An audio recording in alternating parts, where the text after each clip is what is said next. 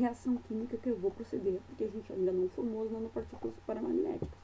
Então, eu vou precisar de 2 mols de ferro 2 e água oxigenada, e já tem presente lá na solução IOH+ em excesso, e eu vou formar o ferro 3, certo?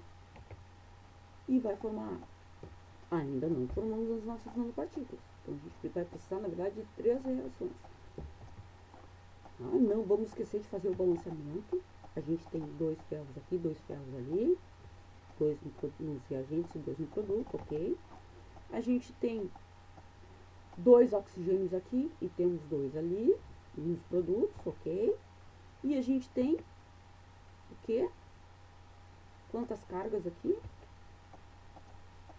Vamos voltar um pouquinho. A gente tem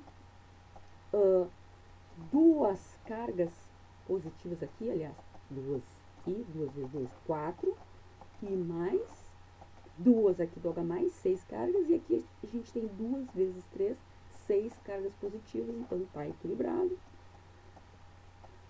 Então, o ferro 2 que está se oxidando, ele é o agente redutor. Ele vai causar a redução da água oxigenada, tá? Se ele está se oxidando, vai causar a redução do outro. E a água oxigenada vai ser o agente oxidante, porque ela está causando a oxidação do ferro 2, ok? O que mais podemos dizer? Está tudo balanceado, tudo ok. Vamos passar, então, para uma tabela que é chamada tabela de potenciais padrão de redução.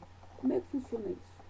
Bom, isso aqui é uma medida elétrica. A tabela de potenciais de padrão de redução foi obtida a 298 kelvins, isso é a 28 graus Celsius, e é uma medida elétrica da tendência que os materiais têm de se reduzir.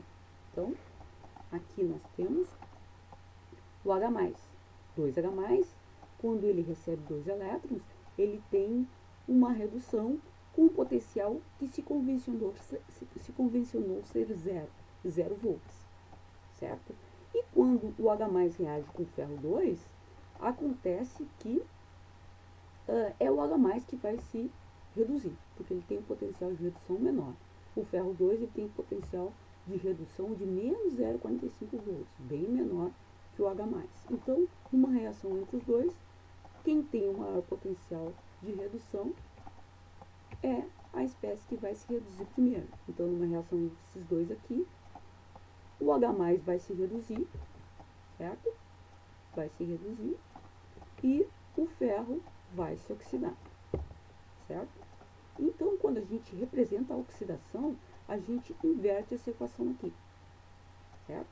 Vamos inverter essa equação aqui.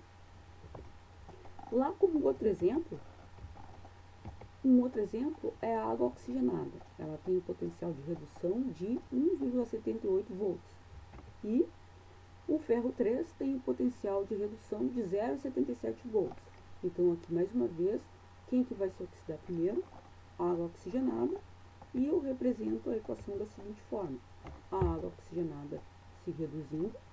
E eu troco essa equação aqui, eu inverto ela. E eu também multiplico essa equação por 2, porque aqui na água oxigenada isso vai se dar com 2 elétrons, então eu tenho que multiplicar essa equação por 2 e inverter.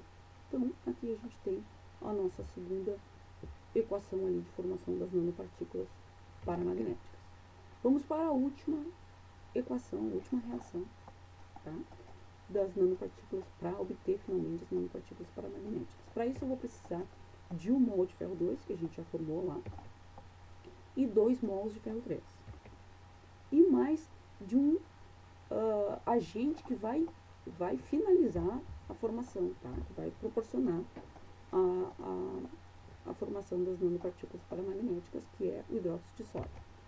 Então, nós vamos obter finalmente as nossas nanopartículas de dióxido de ferro. Vai sobrar íon sódio em solução e água, certo? Então, isso aqui vai estar em solução, o sódio vai estar lá aquoso, isso quer dizer, esse aqui quer dizer aquoso, e vai estar lá a água presente, e isso eu chamo de, né, não vamos esquecer de fazer o balanceamento.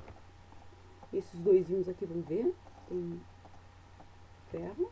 Tem 3 ferros aqui, um mol aqui e mais 2 aqui. Tenho 3 aqui e tenho 3 lá. Tá ok? Tá tranquilo, tá correto.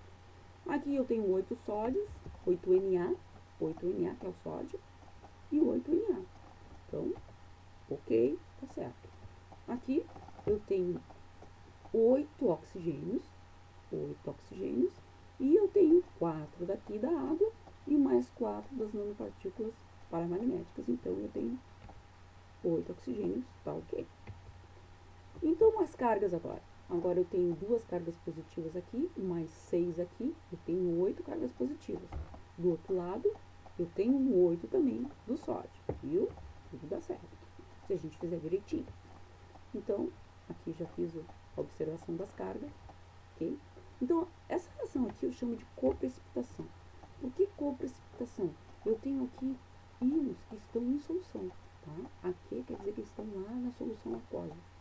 Não se esqueçam que a gente usou vinagre, vinagre é uma solução aquosa. E o que vai acontecer? Esse NaOH vai reagir e vai causar a coprecipitação desses 2 íons aqui. Eles vão parar nesse composto sólido, tá? Então, as nanopartículas vão ser formadas, nossa magnetita, ela vai ser formada e ela tá aqui, ó, sólido. Se o frasco tivesse deixado descansar, elas iam parar lá no fundo, certo? Então, aqui elas já estão sendo atraídas pelo ímã aqui, tá? Então, essa reação de coprecipitação. Então, nossas nanopartículas paramagnéticas já foram sintetizadas, né? Magnetita, o nome dessas nanopartículas. Elas são nanopartículas, elas são atraídas pelo ímã. E na próxima aula a gente vai retomar aqueles conceitos que a gente viu dessa forma misturada para exemplificar as síntese das nanopartículas paramagnéticas. Mas, com essa aula, vocês já podem responder as seguintes questões, tá?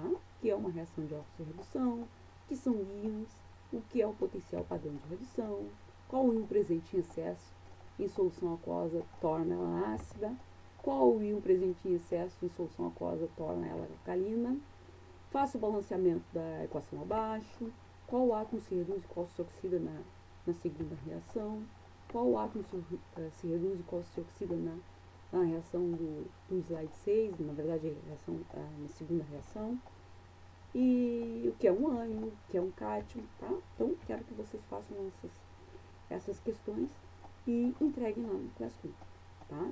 Então, tá? Boa noite, continue se cuidando e mantendo o isolamento social.